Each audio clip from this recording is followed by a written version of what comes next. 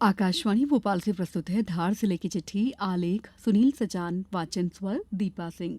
पश्चिमी मध्य प्रदेश के आदिवासी बाहुल्य धार जिले में इन दिनों सेवा पर्व और उत्सव की खुशी का माहौल है।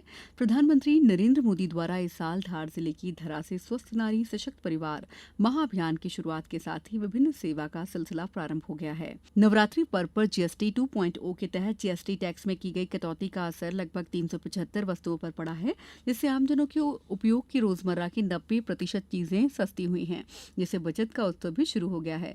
नवरात्रि उत्सव के साथ साथ बचत उत्सव की सौगात मिलने से बाजार गुलजार है और आमजन माता की आराधना के साथ दुगनी खुशी से गरबा कर रहे हैं। वहीं इंद्रदेव की कृपा से धार जिले ने अपनी औसत वर्षा 833.1 मिलीमीटर के आंकड़े को पार कर लिया है। जलाशय लबालब हो गए हैं, जिससे आगामी रबी फसलों की सिंचाई को लेकर किसानों की चिंता भी दूर हो गई है। हालांकि वर्तमान में हो रही वर्षा से खेतों में खड़ी खरीफ फसलों और कटाई पर विपरीत असर हो रहा है। धार जिले की बदनावर तहसील के भैंसोला में राज्यपाल मंगूभाई पटेल, केंद्रीय राज्य मंत्री सावित्री ठाकुर और मुख्यमंत्री डॉक्टर मोहन यादव सहित अन्य जनप्रतिनिधियों और बड़ी संख्या में उपस्थित आमजनों के सम्मुख प्रधानमंत्री नरेंद्र मोदी ने अपने जन्मदिन पर 2063 करोड़ की लागत से बन रहे देश के सबसे पहले इंटीग्रेटेड टेक्सटाइल पीएम मित्रा पार्क का शिलान्यास किया और स्वस्थ नारी सशक्त परिवार अभियान की शुरुआत करने के साथ रोजगार और आमजनों की सेहत के लिए सौगातों की छड़ी लगा दी। प्रधानमंत्री श्री मोदी ने 8वें राष्ट्रीय पोषण माह, जनजातीय वर्ग को कल्याणकारी योजनाओं से जोड़ने वाले आदि सेवा पर्व का भी शुभारंभ किया। पीएम मित्रा पार्क से प्रदेश के औद्योगिक अभियान को तो गति मिलेगी ही, साथ ही क्षेत्रीय किसानों को उनकी कपास सहित अन्य उपजों का सही मूल्य मिलेगा।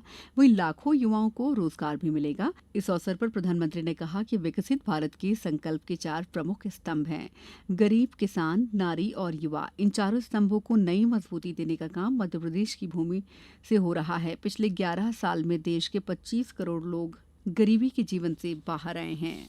प्रधानमंत्री ने कहा है कि हमें वर्ष 2047 तक विकसित भारत बनाना है। विकसित भारत का रास्ता आत्मनिर्भर भारत से होकर जाता है, इसलिए हम सब स्वदेशी वस्तुओं को अपनाएं और उन पर गर्व करें।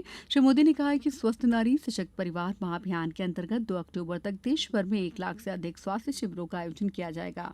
श्री मोदी के 75वें जन्मदिन के प्रारंभ हुए सेवा पखवाड़े अभियान के तहत धार जिले में रक्तदान शिविर, स्वच्छता अभियान, एक बगिया मां के नाम वृक्षारोपण, स्वास्थ्य शिविर, वोकल फॉर लोकल का प्रचार, विकसित भारत चित्रकला प्रतियोगिता आदि कार्यक्रम आयोजित हो रहे हैं।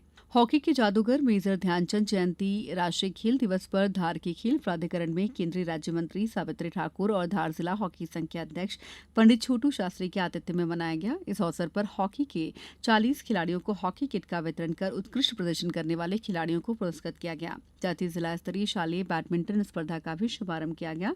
धार जिले के बाग विकासखंड के ग्राम तांडा में गत दिनों जिला प्रशासन द्वारा जिला पंचायत अध्यक्ष सरदार सिंह मेढ़ा की उपस्थिति में संभाग स्तरीय वृहद स्वास्थ्य शिविर का आयोजन किया गया।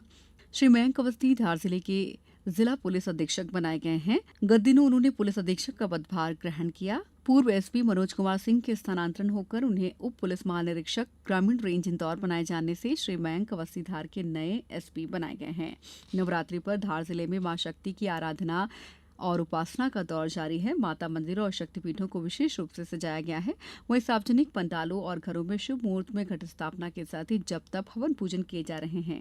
सार्वजनिक पंडालों में गरबे किए जा रहे हैं। धार के प्रसिद्ध मां गढ़कालिका मंदिर मैदान में नगर पालिका द्वारा पारंपरिक मेला लगाया गया। मेले का उद्घाटन धार विधायक नीना वर्मा और नगर पालिका अध्यक्ष नेहा बुडाने द्वारा किया गया। मेले में झूला चक्री के अलावा 250 से अधिक दुकानें लगी हैं। जिले की चिट्ठी समाप्त हुई।